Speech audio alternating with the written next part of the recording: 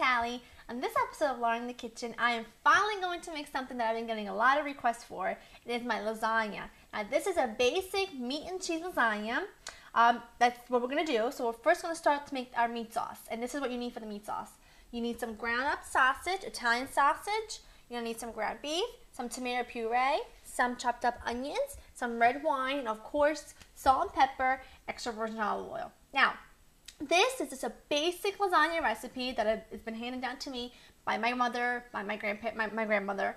I do make a dozen different lasagnas. I make vegetarian lasagna, seafood, white lasagna, holiday lasagna, but this is the basic, okay? So let's go to the stove and start cooking our meat sauce.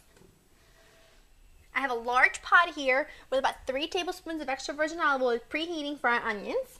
Putting my onions in. Isn't that a beautiful sound? I have this over medium-high heat, and you want these to cook down and caramelize, and it'll take about 4 to 5 minutes, and then we'll add in our ground beef and our ground sausage. Now, my onions are nice and translucent. They're not really browned or anything yet, and that's fine. They've been cooking for 4 minutes, because now we're going to add in our ground meat, our ground sausage, and ground beef. And you want to break this up. Now, growing up, my grandmother used to make teeny weeny meatballs out of this ground meat and ground sausage. I don't have the patience for it. There is no way I'm going to sit there and make hundreds of these teeny tiny meatballs. It literally took all day. But she had me to do it. That's why she did it. So, my mother just used to cook the ground beef and ground sausage like so. So that's how I do it. You know, I want to make sure that it's delicious, but I also want to make sure it doesn't take me all day. And I think, you know, that's a lot. It's a big, I think people always say that they don't do something because it takes too long.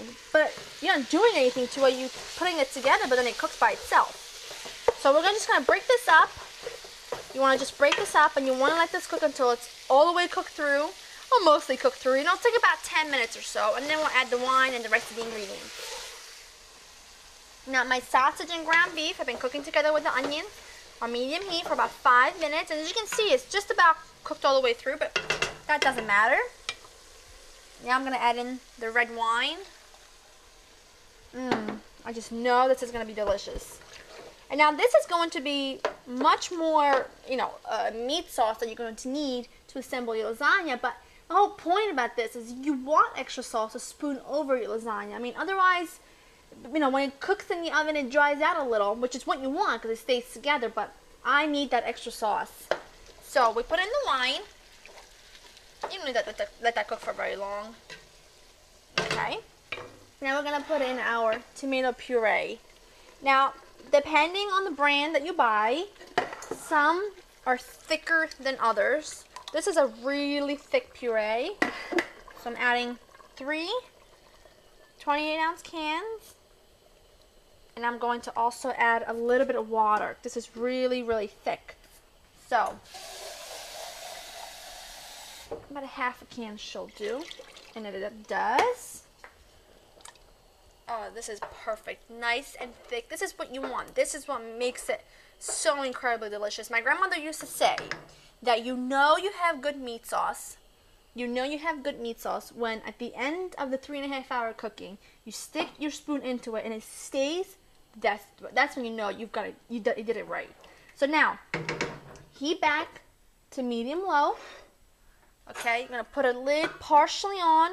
Okay, as you can see, the lid's not all the way on, but that's what you want. You want the water to evaporate, and you want the sauce to concentrate and thicken up. And you're gonna leave this alone for about 3.5 hours. You're gonna check on it every now and then, give it a stir, but you're gonna leave it alone for 3.5 hours. In the meantime, I'm gonna go do some cleaning. And this needs no attention from me. Okay, now my sauce has been cooking for 4 hours. It's beautifully thickened. Look at that. It's exactly what you want. It's perfect. So now, I want to season it with salt and pepper. I know, starting with the pepper. Don't ask. It smells incredibly good. Like so. Okie doke. And just want to put in some fresh basil. Can't make meat sauce or any kind of sauce without fresh basil. You just can't be done. Give this a nice little stir. Take it off the heat. Oh, smell of my childhood. So good. Just want to give it a quick little taste for seasoning. Bit more salt.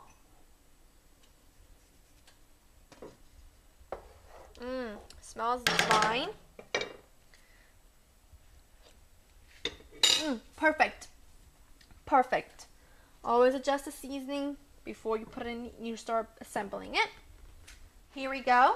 Now let me show you the rest of the ingredients you're going to need to finish the dish. You're going to need some pasta, some lasagna noodles, right here that I've only cooked for about 4 or 5 minutes so they're pliable, not till they're all the way done because they're going to continue cooking in the oven.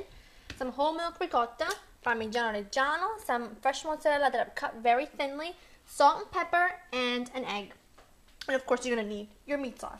Now, first thing we're going to do is make the ricotta layer for this. If I can get the lid open. Now you want to make sure you use whole milk ricotta, not the part skim, none of that. And it has to be the real thing. And you need 2 pounds of it.